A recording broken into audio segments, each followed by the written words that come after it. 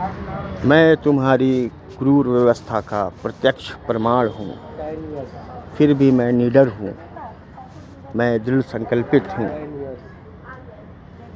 मैं उन कमज़ोर, गरीब और अनपढ़ों के हो रहे अन्याय के विरुद्ध लड़ने वाला एक निडर सिपाही हूँ, क्योंकि मैं आज़ाद था, आज़ाद हूँ, आज़ाद रहूँगा।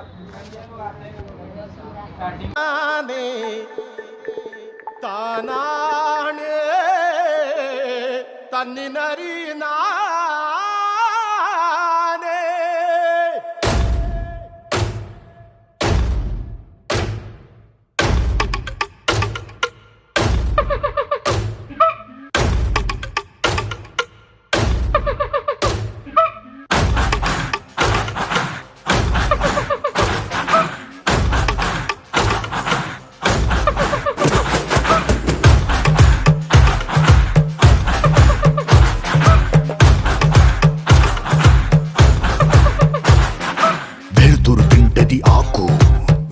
తింటది ఆకును తింటది మేక మేకను తింటది పులే ఇది కదరా ఆకలే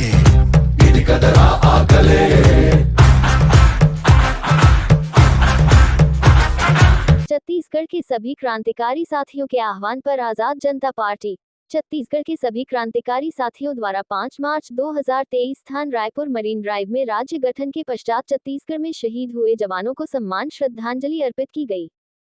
जैसा कि आप सभी को यह ज्ञात होगा कि कुछ दिनों पूर्व ही आजाद जनता पार्टी की प्रदेश कार्यकारिणी ने सर्वसहमति से यह फैसला किया है कि आजाद जनता पार्टी पूर्ण बहुमत की सरकार बनने के पश्चात यदि कोई भी जवान शहीद होता है तो 24 घंटे के भीतर रुपए 1 करोड़ का मुआवजा राशि उनके परिवार को प्रदान की जाएगी। पूर्व में भी आजाद जनता पार्टी के प्रदेश अध्यक्ष उज्ज्वल दीवान एवं प्रदेश प्रवक्ता सजीव मिश्रा द्वारा पुलिस परिवारों से संबंधित अनेक मांगे शासन के समक्ष जोरदार तरीके से रख चुके हैं और आगे भी आजाद जनता पार्टी संयुक्त पुलिस परिवार को प्रमुखता से उठाने के लिए प्रतिबद्ध है। छत्तीसगढ़ राज्य के समस्त पीड़ित कर्मचारियों, किसानों, बेरोजगारों, युवाओं व जनता के मुद्दों को प्रमुखता से उठाएंगे।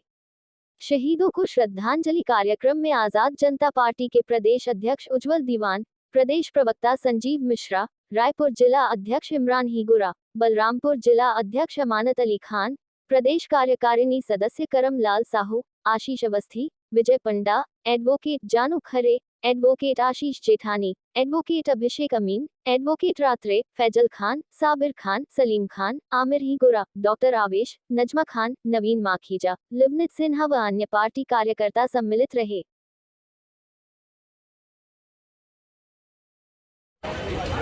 भारत माता की भारत माता की जय। भारत माता की जय। भारत माता की जय।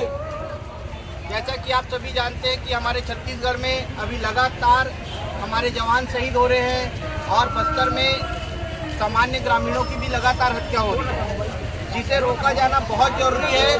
और जवानों के शहीद होने के कारण हमारे फोर्स में काफ़ी नुकसान हो रहा है, हमारे देश को काफ़ी नुकसान हो रहा है।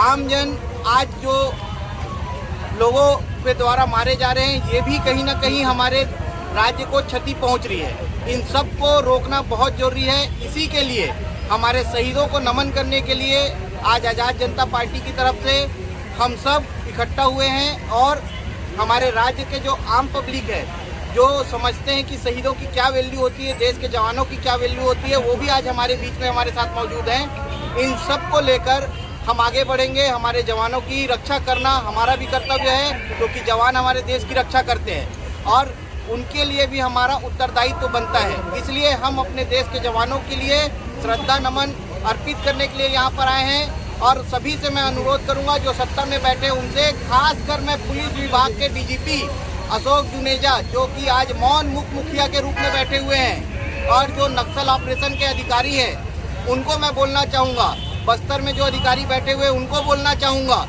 कि अपनी जिम्मेदारियों को अच्छे से निभाएं, झूठे FIR करके लोगों को जेल भेजना बंद करें और हमारे जवानों के प्रति अपने कर्तव्यों को निभाएं।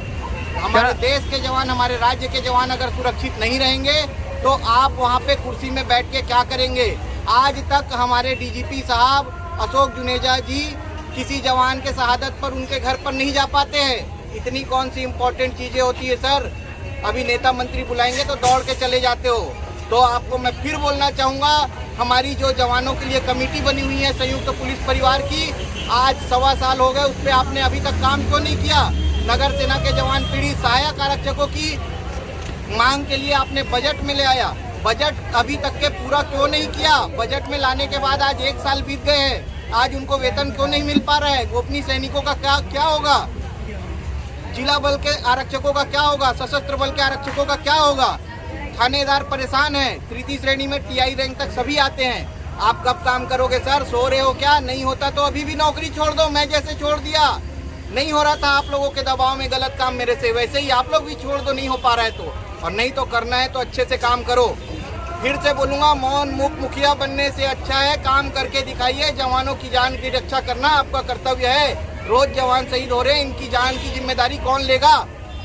अभी गैलेंट्री लेना होगा तो आप दौड़ के जाके 100 पदक ले लेंगे, लेकिन जवान की जान की कीमत कौन समझेगा? ये मैं पुलिस विभाग के DGP और जितने आला अधिकारी बैठे हैं और गृह मंत्री से जानना चाहूँगा।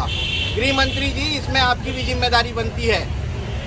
आगे हमारी जनता हमारे साथ है, अगर आप उनसे कुछ पूछना चाहें तो आप उनसे भी बात कर सकते हैं। नहीं, पहला सवाल तो ये है, क्या सरकार का जैसा कहना है कि नक्सल जो है, नक्सल यहाँ पर कम हुआ है, तो अगर कम हुआ है तो आप बोल रहे हैं कि यहाँ पे लगातार हत्याएं हो रही हैं, तो इसमें सरकार का क्या ये जो कहना है ये सही है या गलत है? सर बिल्कुल गलत है। हमारे अधिकारी यहाँ पर कहीं ना कहीं निष्क्रिय हैं, इसलिए तो रोज जवान खत्म हो रहे हैं। हमको तो पता नहीं चलता।